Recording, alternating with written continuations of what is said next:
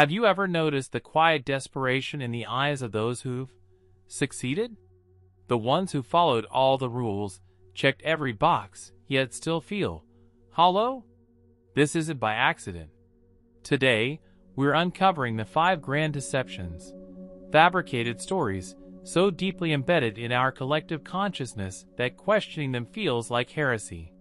Comment below with "Awakening" if you've ever sensed something was fundamentally wrong with the path society laid out for you. I read every response, and your story matters. We are born into a world of invisible chains. Not physical restraints, but mental constructs that bind us more effectively than any prison could. These chains are forged from childhood, reinforced through education, cemented by social pressure, and maintained by our own fear of freedom. Friedrich Nietzsche saw this tragedy unfolding over a century ago. He called it the herd mentality, our willingness to sacrifice authentic existence for comfortable belonging. The individual has always had to struggle to keep from being overwhelmed by the tribe, he wrote. Yet most of us surrender without ever recognizing the battle. We've been taught to navigate life through maps drawn by others. Maps designed not for discovery, but for predictability. Not for fulfillment, but for utility. The first lie: happiness comes from external achievement. The promotion, the house, the partner, the recognition, these will finally make you whole. But notice how the target always moves. How yesterday's accomplishment fades, leaving you hollow by morning, hungry again for the next validation.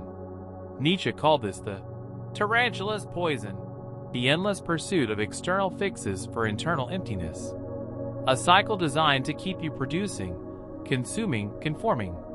Look at those who've reached the pinnacle of societal success.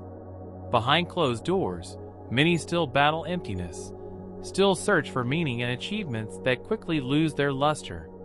The second lie: your value is determined by your productivity. Your worth as a human being measured by what you contribute to an economic system. We've internalized this so deeply that leisure without purpose creates guilt. Rest becomes something to be earned rather than a fundamental human need. Nietzsche foresaw this in his concept of slave morality, how we've been conditioned to value ourselves only through our utility to others, to systems, to markets. You are not a resource to be optimized. Your existence needs no justification through output. The cosmos doesn't measure worth in spreadsheets or resumes. The third lie: the path to fulfillment is clearly marked. Study hard, secure credentials, build a career, accumulate wealth, find a partner, reproduce, retire, then die. This standardized timeline is presented as wisdom, as security. But look closely. It's actually a convenient processing system for human capital. He who would learn to fly one day must first learn to stand and walk and run and climb and dance. One cannot fly into flying, Nietzsche reminded us. True fulfillment rarely follows prescribed paths. It emerges from the courage to author your own story, to listen to the quiet voice beneath society's persistent demands. The fourth lie: security is more valuable than freedom. Safety above all. Predictability over possibility. The known devil over the unknown angel. We've been taught to fear uncertainty more than mediocrity, to dread failure more than regret, to choose comfort over growth, even when comfort slowly suffocates us. Nietzsche challenged this directly. The secret for harvesting from existence the greatest fruitfulness and the greatest enjoyment is to live dangerously. The most profound transformations in human lives occur at the edge of uncertainty. The butterfly emerges only after the caterpillar surrenders to dissolution. Consider the people you most admire. Did they follow safe, predictable paths? Or did they venture into uncharted territories, risking failure for something authentic? The fifth lie, perhaps the most insidious: you are separate from others. Your struggles are yours alone. Your pain is personal, not structural. This isolation is by design. Divided, we question ourselves instead of the systems. We see structural failures as personal shortcomings. Insanity in individuals is something rare, but in groups, parties, nations, and epochs, it is the rule. Nietzsche observed with painful clarity. Your anxiety, your sense of inadequacy, your struggle to find meaning, these are not simply chemical imbalances or character flaws. They are appropriate responses to a disordered world. These 5 lies form a cage of invisible bars. Most never see the cage, let alone question who built it or why. But now that you've glimpsed the bars, a deeper question emerges. How do we begin to free ourselves? How do we live authentically in a world built on convenient fictions?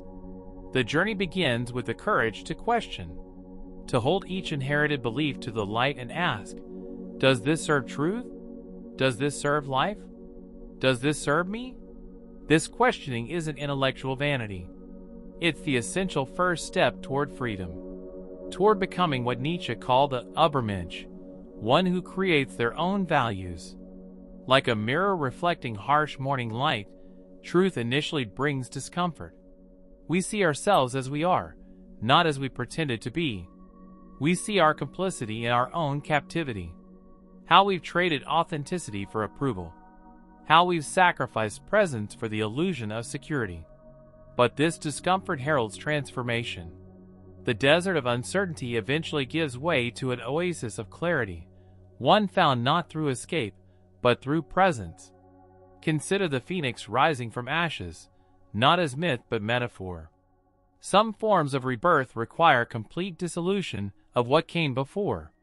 The structures we built our identities upon, career titles, relationship statuses, material possessions, these may need to burn before authentic life can emerge. This burning away isn't destruction for its own sake. It's the necessary clearing of false foundations, so something genuine can finally take root. When we release the weight of societal expectations, we discover resources within us that were previously inaccessible. Creativity, intuition, resilience, joy without reason. These inner flames, long dampened by conformity, begin to illuminate paths invisible to those still sleepwalking through prescribed lives. The journey toward authenticity isn't merely philosophical. It transforms how we move through the physical world, how we engage with others, how we spend our brief time. Notice how your body feels different when you act from authentic impulse rather than obligation. There's a lightness, a coherence, an integrity that transmutes even mundane actions. This embodied authenticity radiates outward. Others sense it, even if they cannot name it. Some will be drawn to your newfound clarity. Others will resist it. Some will project their own fears onto your awakening. Your rejection of the collective illusion threatens those still invested in its maintenance.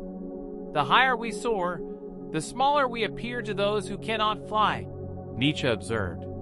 Your evolution may trigger others' defenses. This is where many turn back, retreating to comfortable conformity rather than weathering the storm of others' reactions. The herd exerts powerful gravity. But those who persist discover something remarkable. Authentic living creates ripples far beyond personal satisfaction. It grants permission for others to question their own cages. Your courage becomes contagious. Your refusal to participate in collective delusion creates space for others to breathe, to wonder, to reconsider.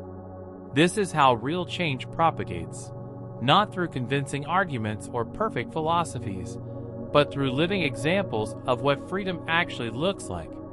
If this journey resonates with you, join our community of seekers. Subscribe to continue exploring the deeper truths that conventional wisdom obscures. Together, we're rediscovering what it means to live authentically in an age of engineered consent, of manufactured desires, of inherited limitations. Detachment from societal metrics creates space for genuine connection. When we stop performing, we start being. When we stop pleasing, we start living. Consider how differently you might approach tomorrow if you temporarily suspended all external measures of success. If you asked only, what feels true? What feels alive? What dreams have you abandoned because they didn't fit the approved narrative? What parts of yourself have you silenced to maintain belonging? These sacrificed aspects of self don't disappear. They go underground, emerging as discontent, as restlessness, as the nagging feeling that something essential is missing. Reclaiming these exiled parts isn't selfishness, it's integration. It's becoming whole in a culture that profits from your fragmentation. The shadow work of confronting societal lies isn't comfortable. It requires examining how deeply we've internalized external judgments, how thoroughly we've abandoned self-trust. Yet, this discomfort is fertile ground. From it grows a more resilient self, one defined not by cultural scripts, but by internal coherence. One must still have chaos in oneself to be able to give birth to a dancing star, Nietzsche wrote. Your confusion now may be the necessary prelude to clarity. As you begin questioning these 5 fundamental lies, you'll notice subtle shifts. Decisions become simpler when measured against personal truth rather than external validation. Relationships transform when authenticity replaces performance. Some connections deepen, others naturally fall away. This sorting isn't loss, but clarification. Time expands when you stop spending it on proving your worth. Energy multiplies when it's no longer dissipated through constant self-monitoring. The masks we wear for social acceptance exact hidden costs. They create distance between our authentic selves and our lived experience. Each moment spent in performance is a moment not fully lived. Each compromise with truth distances us further from ourselves, from others, from life itself. The ocean doesn't question its right to move with the tides. The oak doesn't apologize for reaching towards sunlight. Only humans doubt their natural expressions. What might your life become if you granted yourself the same freedom as the wave, the tree, the wind? If you trusted your inherent nature? The ultimate paradox. True freedom comes not from unlimited options, but from alignment with your deepest truth. Not from external permission, but internal authority. We've been searching for answers outside ourselves, while truth has been whispering from within all along, patiently waiting for us to quiet the noise of society's demands. This journey isn't about reaching a destination. It's about removing the obstacles to being fully present in each step along the way. It's about reclaiming the authorship of your life from those who would write your story according to their needs, their fears, their limitations. Remember, those who have most convincingly sold these 5 lies are themselves victims of the same deceptions. Compassion, not judgment, serves truth. As Nietzsche reminded us, whoever fights monsters should see to it that in the process he does not become a monster. Our awakening serves life only when it expands our capacity for connection, for understanding, for love, not when it hardens us against those still sleeping. The truth is not a weapon to wield against others, but a light to guide our own path. Each person must awaken in their own time, in their own way. Your journey toward authenticity is both deeply personal and inherently universal. In reclaiming your truth, you help restore humanity's broader connection to reality. The 5 lies about achievement, productivity, predetermined paths, security, and separation, they're not just personal deceptions. They're collective hallucinations maintaining systems that serve few. Breaking free isn't merely self-help. It's a revolutionary act in a world that requires your compliance, your distraction, your forgetting of what you truly are. You are not what they told you. You are vaster, wilder, more magnificent. You contain multitudes that no societal role could ever encompass. The cage door has always been open. The chains, imaginary. Your freedom, waiting patiently for you to simply recognize it was never lost. What begins now is entirely yours to create. Not according to blueprints or expectations, but according to the wisdom that lives in your bones, your breath, your being. Become who you are, Nietzsche challenged us. Not who you should be. Not who others need you to be. But who you, in your irreducible uniqueness, already are. This is your invitation to authenticity, to sovereignty, to the exquisite adventure of a life lived on your terms, with eyes wide open to both beauty and illusion. The choice, as always, remains yours. The time, as always, is now.